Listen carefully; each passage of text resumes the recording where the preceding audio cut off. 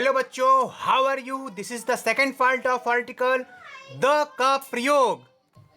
हाँ तो मेरे प्यारे बच्चों, द का जो प्रयोग है यह आपको बिल्कुल सही सही आना चाहिए।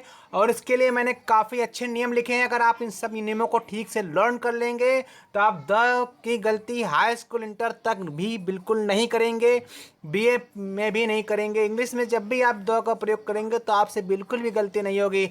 चलिए आइए सीखते हैं द का प्रयोग। नियम नंबर 1 बच्चों, पहला जो नियम कहता है कि द कंट्री के साथ नहीं आएगा। सबसे पहले हम जानते हैं कि द किन शब्दों के साथ नहीं आता है।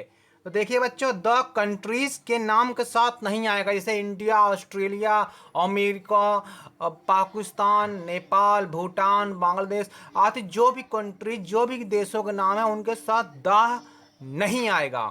किसी भी लैंग्वेज के साथ, जो हमारी 17 लैंग्वेज हमारे इंडिया में, किसी भी लैंग्वेज के साथ द का प्रयोग बिल्कुल भी नहीं होगा। तीसरा नियम पहले नियम का तीसरा भाग कहता है कि स्ट्रीट्स, गलियों के नाम, सड़कों के नाम क्या होंगे, द का प्रयोग बिल्कुल भी नहीं होगा। सिटीज़ के साथ द नहीं आएगा। कोई भी शहर, कानपुर, लखनऊ, इलाहाबाद, गोरखपुर, आगरा, जितने भी सिटी हैं उनके साथ सिटीज़ के साथ द का प्रयोग नहीं होगा।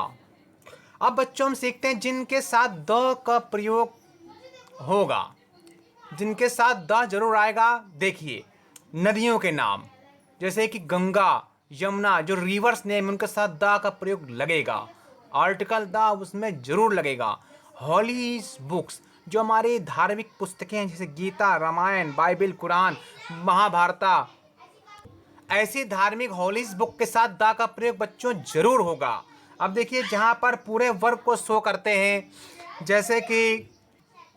जैसे क्लॉस, किसी ऐसे क्लॉज के बारे में, ऐसे वर्ग के बारे में, जैसे कि हमको किसी प्रजाति के बारे में, किसी वर्ग के बारे में बात कर रहे हैं तो इसके नाम क्या है, हम द आएगा। जैसे कि द हॉर्सेस, तो इसमें सभी कॉमन नाउन्स जो हैं उनके साथ द आएगा। कुल मिला के कहने की बात ये है।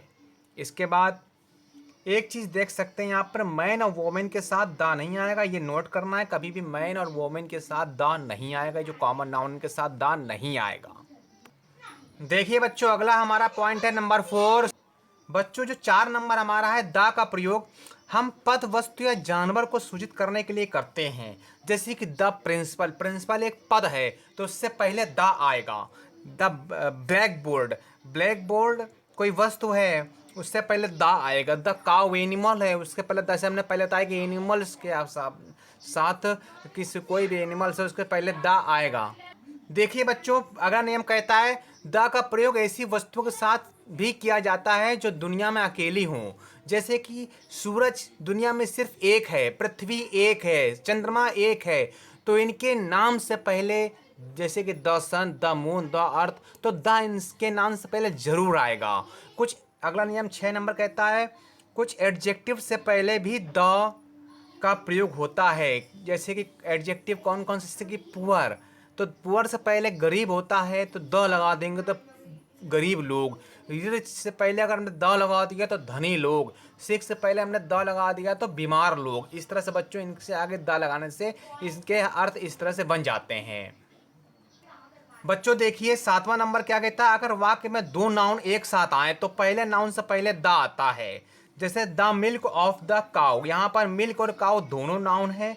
दोनों हमारे कॉमन, दोनों हमारे, ये जो मिल्क है ये हमारा कौन सा मटेरियल नाउन है, और ये काउ हमारा जो है ये हमारा कॉमन नाउन है।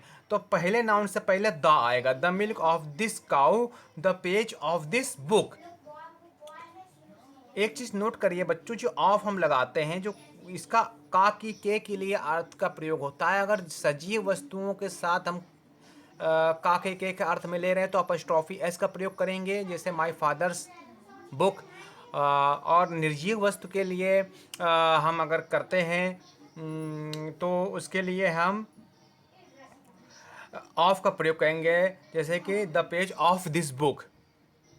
समझ गए बच्चों? सजीव चीज़ों के लिए, जैसे this is my sisters frock, this is my sisters doll, तो अपस्ट्रॉफी एस लगाया, सिस्टर्स डॉल, ठीक है। और ऑफ लगाएंगे हम निर्जीव वस्तु के लिए। दिस इज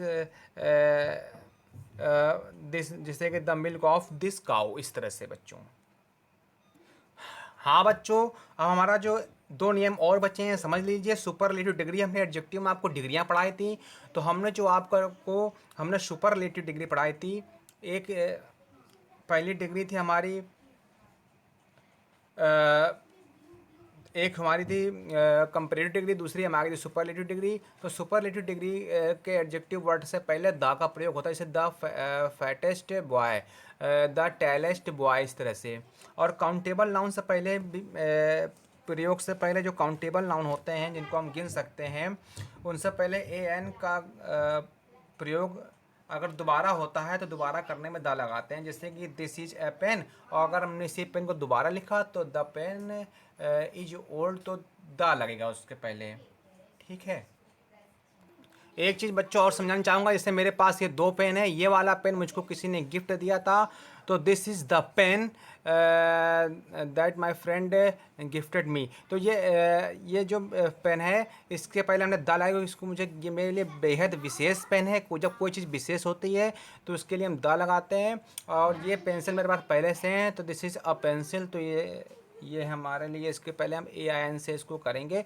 और जो बेहद अच्छी होती है, उस चीज़ें जो बेहद इंपॉर्टेंट होती है, उन चीज़ों से पहले हम द लगाते हैं। तो द का प्रयोग बच्चों आप सीख गए होंगे, तब मैं आपको आगे और बताना चाहूँगा। देखिए बच्चों, जैसे कि यहाँ पर Ganga, principal, Hindustan Times, moons, poor, pen, apple, house, cow और रामायण, इन बच्चों इन सब वर्ड से पहले द आप लगाइए और सीखिए कैसे द लिखते हैं। Okay bye.